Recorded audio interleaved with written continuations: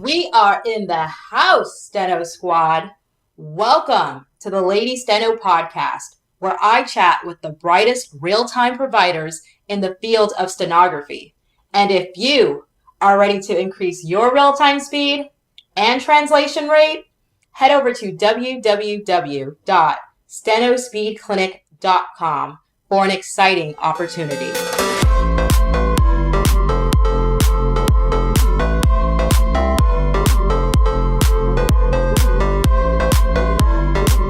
Now let's chat with today's featured guest, Kim Xavier. Kim, are you ready to go on the record? Absolutely. Let's do it. Kim Xavier is highly certified in all aspects of court reporting. She is part of an elite class of court reporters who have earned the lofty RDR certification.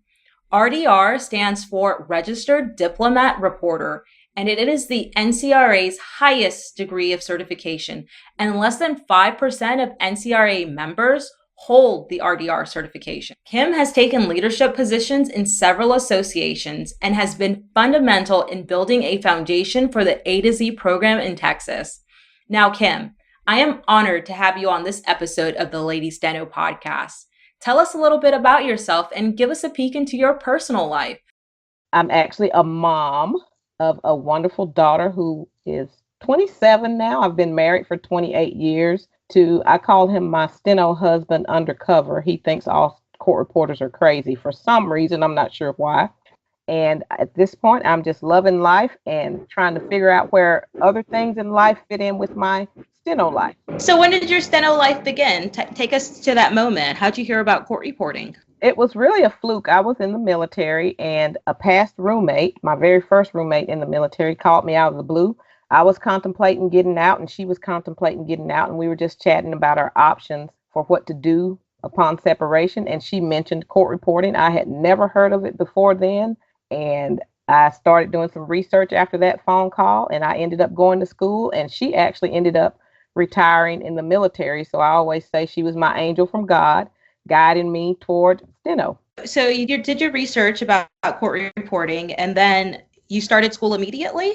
Actually, yes. And I wouldn't even say it was research about court reporting. I was just trying to find a court reporting school, because until she had mentioned it to me, I had never heard of it.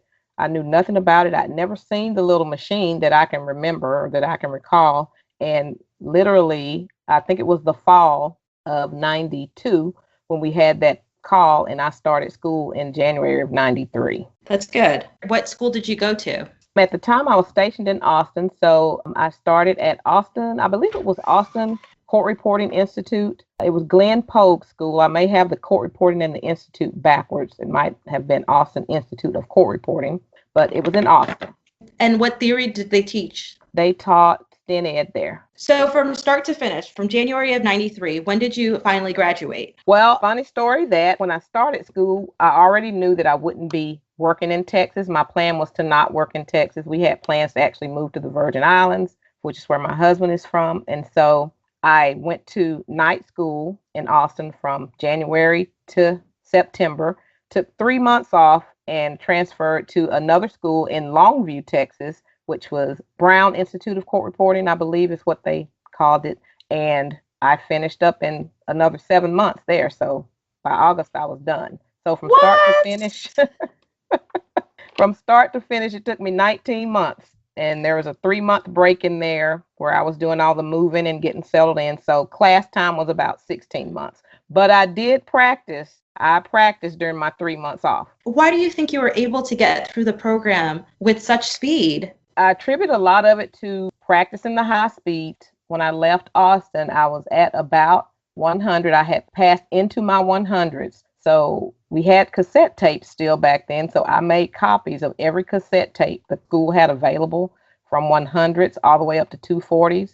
And I just progressively listened and practiced those tapes for 3 months. And when I came back to the new school, to Brown, they started me in the 100s, and it was all history from there. I just turned in every single test that they gave me. Your story actually makes me think about I know there's some students, because of financial responsibilities, that they feel that they cannot continue the program, but I think your story demonstrates that if you can't continue the program for whatever reason, to continue to practice. So that way, once you can get back into the program, you can pass all the tests you need to pass in order to graduate. Yes, absolutely. The practicing on that break was, for me, it was imperative because I was never one of those people who could put my machine down over the weekend and feel comfortable coming back to school on Monday. So while in school, I practiced every single day. And I will say, too, now that you asked about what I thought contributed to getting out so fast, I think going to school at night and learning the theory slowly helped me in the long run, even though night programs are historically they take longer to get done. But I think learning the theory slower actually helped it to soak in a little bit better. And so when I was done and was able to practice by myself, I was able to get a little bit more benefit from that. I totally 100% agree about taking your time with theory so that you can really master it. The truth is, the 225 test is a test of how well do you know your theory at 225 words per minute. If students are unable to pass at 225, it's weaknesses that they have within their theory that they have yet to master. So it's extremely important. I agree. So you finished your last 225 in August of 1994. Did you then decide you were going to work in Texas? No, my plan was still well, by that time, our plans had changed slightly. We weren't going to move to the Virgin Islands anymore. We were going to move to Florida. So I did go ahead and take the Texas state exam that I believe it would have been October. I didn't get it, missed it by just a little bit, just enough to make you mad. But it wasn't a big concern for me because I knew I wasn't going to be working in Texas. So I went ahead and went on down to Florida and started working as a freelancer. But now you are certified. I mean, you have a ton of certifications. When did you decide to finally get your first certification? Well, I finally decided my first certification that I focused on was still the Texas certification because Florida and I did not mix. The hurricane season chased me on back to Texas. But by the time I realized that we needed to save up to get back to Texas and, all the circumstances weren't quite right. So I had a whole nother year to get ready to take the Texas exam. And I took the RPR as my practice test for the Texas test. The RPR was in November and my Texas test was January. And how did you do on those tests? I passed the RPR. One sitting? All in one sitting. That was back in the all one sitting days. Yes. And Texas is mandatory as well, all in one sitting. Right. After you get your RPR and you have now your Texas CSR, you end up getting a lot more certifications. Why did you then decide to keep pushing to get more? Well, honestly, the RMR came about because of the competitiveness in me. When I came back to Texas, I was interviewing at firms, and one of the firm owners was a previous Texas Speed Cup champion. I believe she had won just the year before. And I saw her Speed Cup. It's a nice, very beautiful crystal trophy. And it just kind of glowed at me and it hummed at me. And I was like, okay, how do you get that right there? And she told me that it was from the contest. And to compete in the contest, you had to have an RMR. So from then, I started working on my RMR. And then obviously you received your RMR. And then I see also you have your CRI, which is the court reporting instructor. Tell us a little bit about that. Well, the CRI came about because I'm very heavily into helping new reporters because I remember being that new reporter that didn't know up from down. I didn't know what I should be doing, what I should be asking, just in general. And so I wanted to help new reporters who wanted to come and work in court. So I started a boot camp for court, and I took the CRI as a way to kind of hone my own instructional skills because I didn't feel like I had any. I felt like I had all these ideas and they were all over the place. And the CRI kind of helped me focus in on what it is I wanted to teach and just kind of helped me make sure that I was given benefit. That's awesome how you give back to the community and how you really help other reporters and students so that they could be confident in what they're doing. And you're part of a team that is facilitating the A to Z program in Dallas. And I definitely want to thank you for that. And I'm sure there's going to be a lot of future court reporters that will be thanking you for that. Because of the A to Z programs, there's a lot of people that are now starting court reporting schools.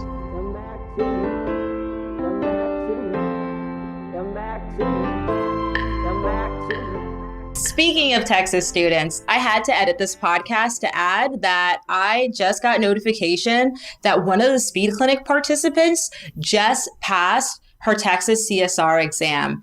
So for those of you who don't know, in Texas, you have to pass the lit, Q&A, and jury charge all in one sitting. Now, this young lady, she's taken the test 4 times, and she knew she needed to do something differently in order to get different results, aka to pass. So in April of this year, she attended the speed clinic. Then in June, she took the exam, and now in July, she is a certified court reporter. And she told me that she knows it's the speed clinic and the mastery of those phrases that gave her that push that she needed in order to pass the test. And let's just get back to the show. So after you have your certifications, you have your RPR, your RMR, and your Texas certification, were you providing real time at that point? Yes, actually, I would say real time was on my radar right out of school, because that was when they really started talking about it a lot at seminars and such. We didn't have Facebook and all the social media that we have now, but our software was becoming more focused on real time. And when I got all of my equipment, got my professional self ready, back when I first started, I made sure to get a laptop and to get software that I thought would be real time ready, as they called it back then. And I always did it for myself. And the first opportunity I had to offer it, I did that. So you just jumped right in? I would say so. I did just jump right in, but I had been doing it for myself. Okay. And how did you know that you were ready? I really didn't know that I was ready. I was just willing to give it a try. And I felt like the person that I was providing it for, which actually ended up being a judge, I felt like I could do it in a deposition setting, but I never really got the opportunity to do that. My jobs would cancel on the days that I had been assigned a real-time job, so I never really got to do that as a freelancer. I didn't freelance very long, so my first client, I guess you could say, for real-time was a judge, and she was pretty outspoken, and she would have let me know, and I felt comfortable providing that for her. And then you've just been doing it ever since. Yep. And then now you have also your RDR. And I was reading actually an article where you're featured because you're one of the elite reporters that have their RDR.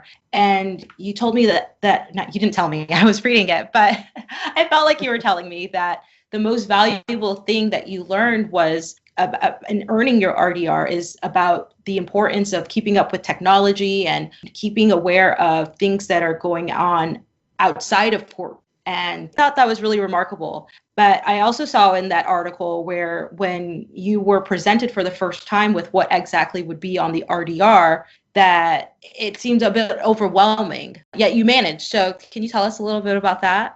Absolutely. Now I can tell you that it was a couple of decades between me getting the RPR and getting the RDR. I think by the time I passed it, I was on probably my 3rd or 4th try. And back when I first tried it, it was a lot closer to my RPR, which I probably should have passed it back then, but I didn't actually study. So one thing I learned was to always study. But but yes, the amount of information that you're expected to know to pass that exam, it can be very overwhelming. But in looking at it, it is information that we should all know and be familiar with. And I didn't pass it on the first try. I didn't pass it on the second. And I want to say it was the 4th. I'd have to go back and look at records. And the 3rd and 4th time, the test was remarkably similar. So I knew kind of what to expect the 4th time and what to brush up on. But it is definitely imperative that you stay abreast of things, especially with NCRA.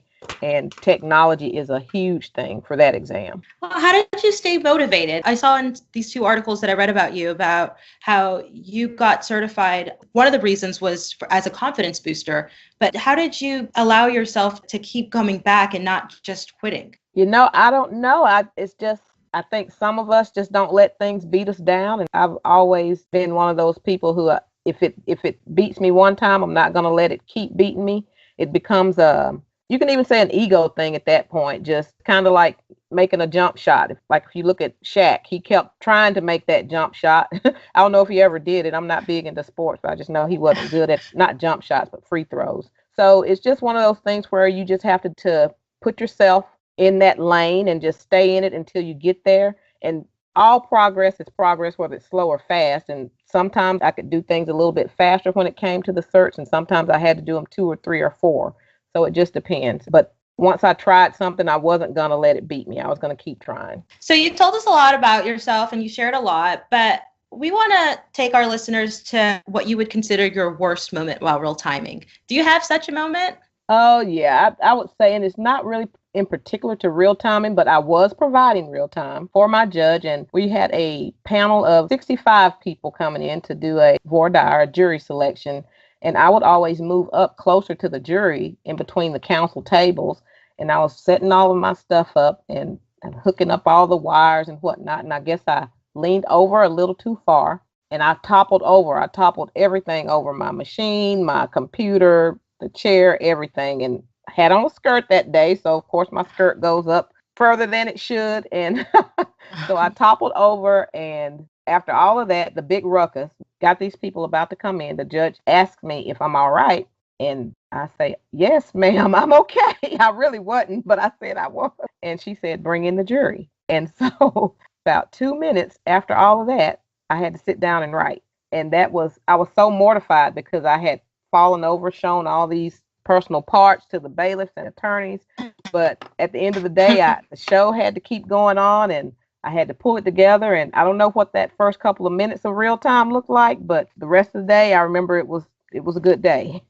So now is your setup wireless? No, I still have wires, but I don't move up anymore. Okay.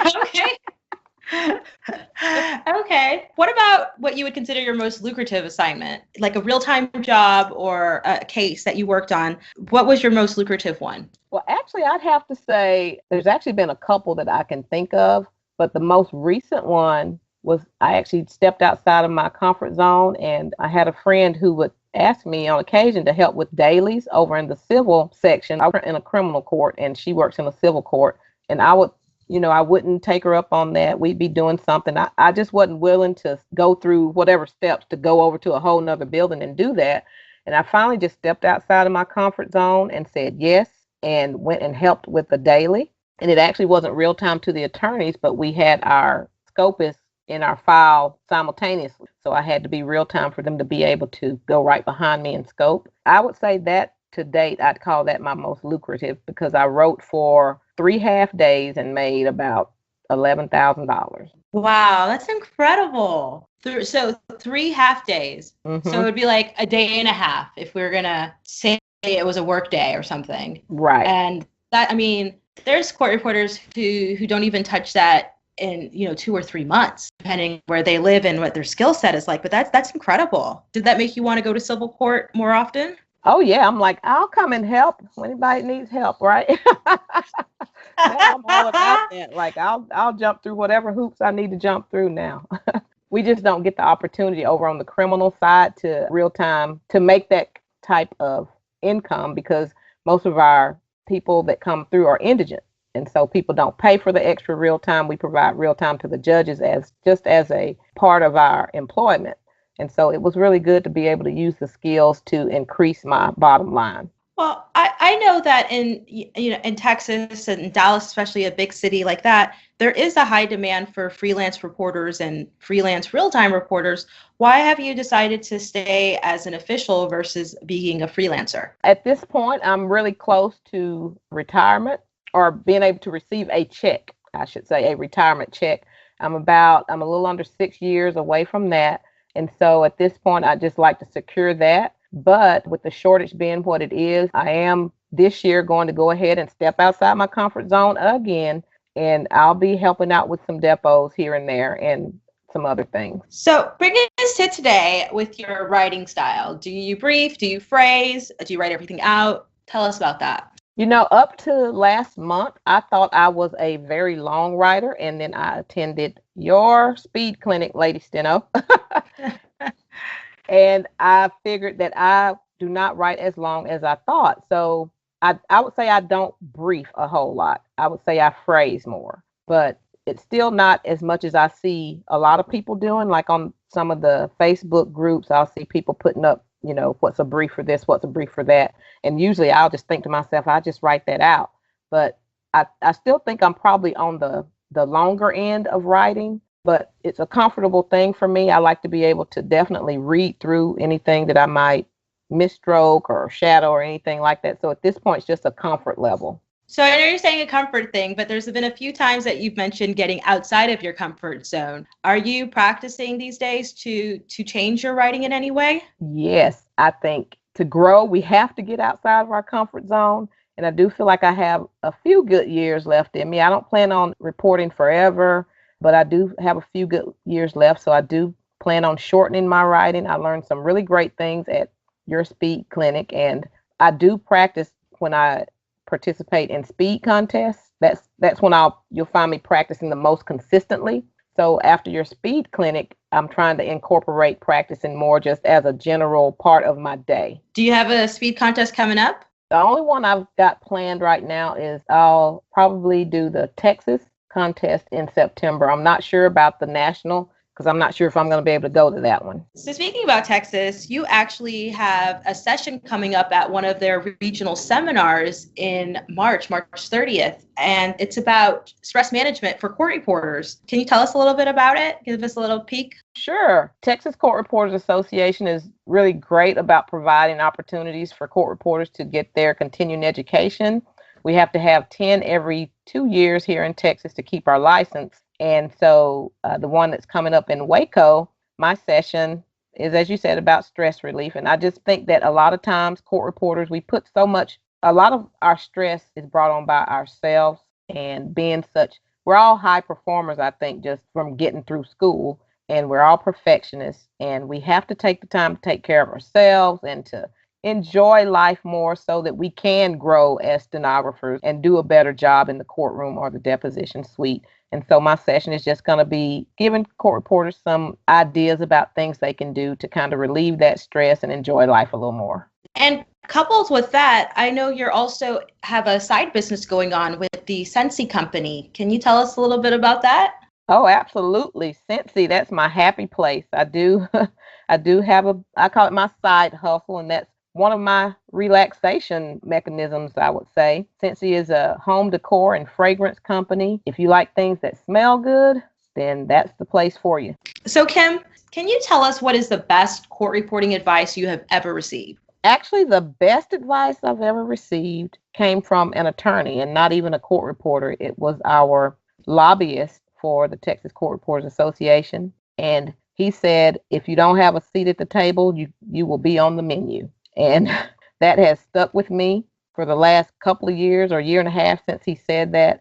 And I just feel like it's so important for court reporters to be involved in their local associations, their state associations, national, if that's where you prefer to be, but to be involved in some way in advocating for court reporting. And you definitely live that advice. I mean, you have been the president of the Dallas Court Reporters Association twice. You have been the vice president of the Public Relations Department and the area director for the Texas Court Reporters Association. And currently you are a co-chair in the budget committee. And I mean, that's a lot that you've done in your career to help the court reporters and future court reporters. And I definitely want to thank you for that. And it definitely it sets a good example that even as a mother and wife and full-time court reporter, you are still able to make time to give back to the community. And you've given go ahead, sorry. I was just gonna say you're welcome. So Kim, you've given us a lot of great advice, but just as a parting gift, what is the advice you have for any future realtors that may be listening? I'd have to say, first and foremost, you really have to believe that you can do this and that you are good enough. We are our own worst critics, but at the end of the day, if you don't quit, then you've just about won the race. We talked about contests a while ago. I've competed in a lot of contests. I've failed a lot of tests. I have felt like I wasn't enough, but at the end of the day, I was. But I had to compete in probably 10 speed competitions before I won one. I had to compete in more competitions than that as far as real time before I won one. So you have to just keep pushing, keep believing that you can do it, and just never stop learning and never stop improving, because we can all improve on something. No matter how long you've been a court reporter, you can improve on something. You can learn from someone. That actually reminds me of a quote by Stephen McCraney. He says, "The master has failed more times than the beginner has ever tried." And you just have to keep trying. Everybody, whatever you want, just keep trying, and eventually you'll get there. Thank you, Kim, so much for being a guest on the Lady Steno podcast. You're welcome.